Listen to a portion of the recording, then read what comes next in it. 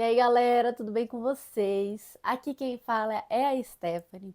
E hoje eu quero falar um pouquinho com vocês sobre o movimento de amor interrompido, que geralmente acontece na infância e que vai gerar inúmeros traumas, eventos e situações de falta de merecimento, de não conseguir ir para a vida, de dores emocionais, né, que precisam ser tratadas, curadas, sanadas, para que a vida continue num fluxo de amor, né? Então, muitas pessoas que não receberam amor na infância ou que em algum momento tiveram esse fluxo interrompido, e às vezes por motivos assim não graves, né? Por motivos realmente bobos, isso pode gerar um movimento na vida bem importante. Então, quero trazer um pouquinho sobre isso. Minha voz, ela vai estar desse jeito, talvez eu dê uma tossidinha ou outra, porque, novamente, ainda, né, aqui tá só fumaça, gente. Então, tipo assim, nariz tá meio trancado, garganta tá meio ruim, respiração não tá das melhores, mas é como está, né? E a gente segue o fluxo mesmo assim, fluxo. O fluxo mesmo assim, simbora.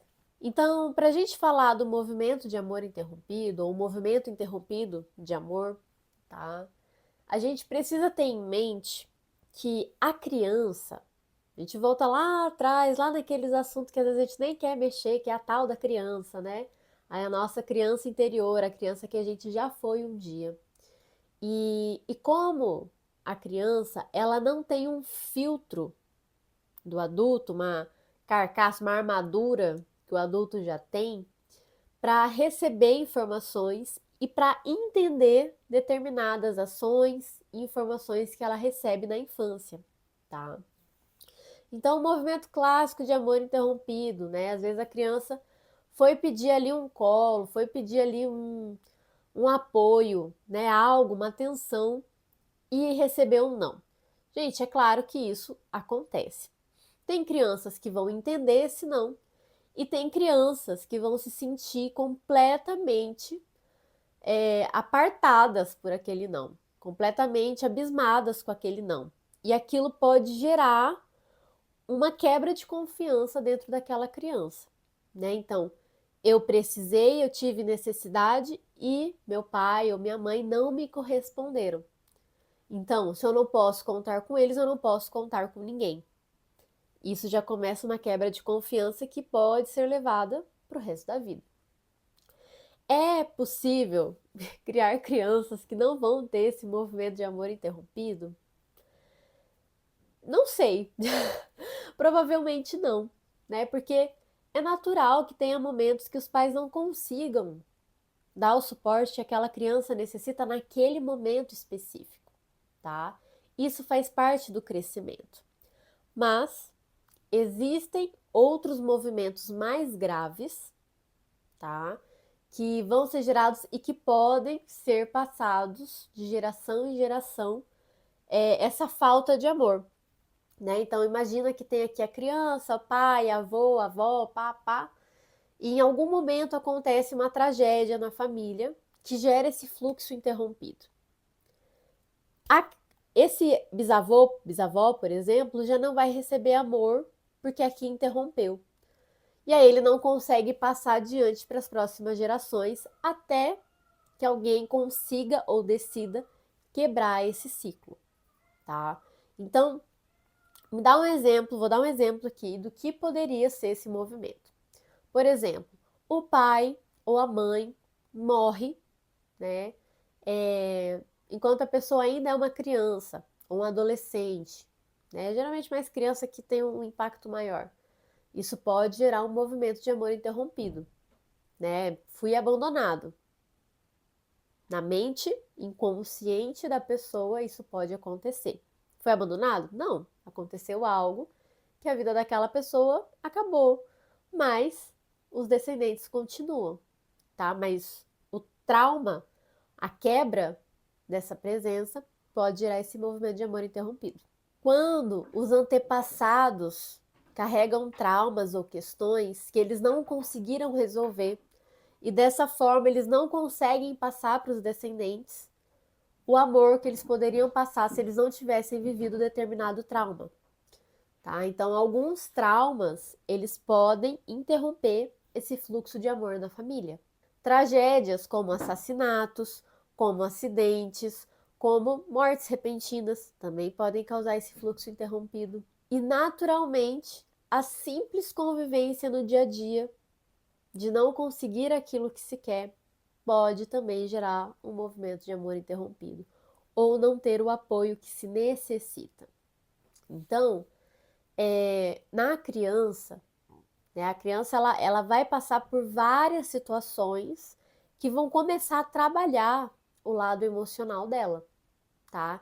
Tanto para o bem quanto para o mal. Né? A gente sabe que tem pessoas que foram muito feridas na infância e que geram uma personalidade completamente apartada da realidade, né? Completamente afastada do que se entende por emoções, por sentimentos, né? Em alguns casos até psicótica, em alguns casos até psicopata, né? Que acha que não sente nada. Por quê? Porque a armadura é muito grossa, tá? Essas pessoas, elas tiveram vivências e experiências muito graves na infância, geralmente, tá? Geralmente, assim, gente, 99,9999%, tá? Se não 100% dessas pessoas. Então, como que a gente retorna, como que faz o processo de cura desse movimento de amor interrompido, tá? Primeiro, reconhecer que ele existe e que teve algum momento da vida em que houve uma ruptura grave da confiança dos maiores, que houve uma ruptura grave do apoio que se necessitava em determinado momento e que aquilo doeu muito. Primeiro passo sempre é reconhecimento. Eu sempre falo isso aqui para vocês, tá? Reconhecimento. O segundo passo, né, no trabalho terapêutico que é feito, é retornar na memória e seguir o movimento que foi interrompido, né? Então, por exemplo, eu queria ter dado um abraço no meu pai pela última vez antes dele falecer, por exemplo, tá?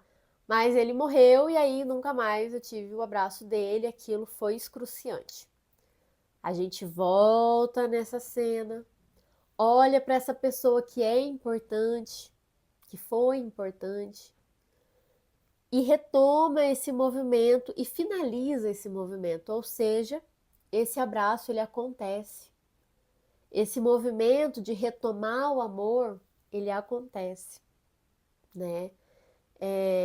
Geralmente vai ter uma catarse emocional, um choro, uma dor que vai sair desse movimento, mas que ele é recuperando aquele amor que faltou em determinado momento. E mais, quando se recupera esse movimento, aí se é capaz de passar para frente o amor também. Então, é um reencaixe da história, né? O que foi não vai mudar. A gente tem que estar sempre atento à realidade. O que aconteceu não vai mudar. O que muda é a forma como a pessoa vivencia esse processo. É a forma como a pessoa vê e dá significado a ele. Por isso que as pessoas falam tanto em ressignificar. Porque se tem uma vivência, uma experiência, uma crença e um significado do que foi aquilo, que determina inclusive como vai ser a realidade da pessoa, seja interna como externa.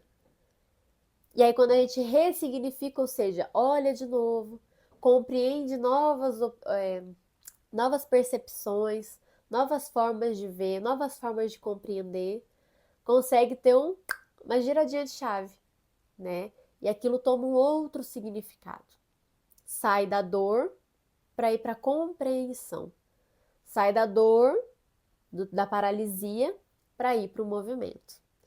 Então, esse movimento do amor, ele é um movimento importante, porque o amor, ele rege as relações. O amor, quando falta, a gente vê o que acontece, né? É guerra, uns achando que não tem problema prejudicar os outros, uns querendo passar em cima dos outros, E o que o amor faz? Ele traz esse olhar de compreensão, de acolhimento ao outro como é.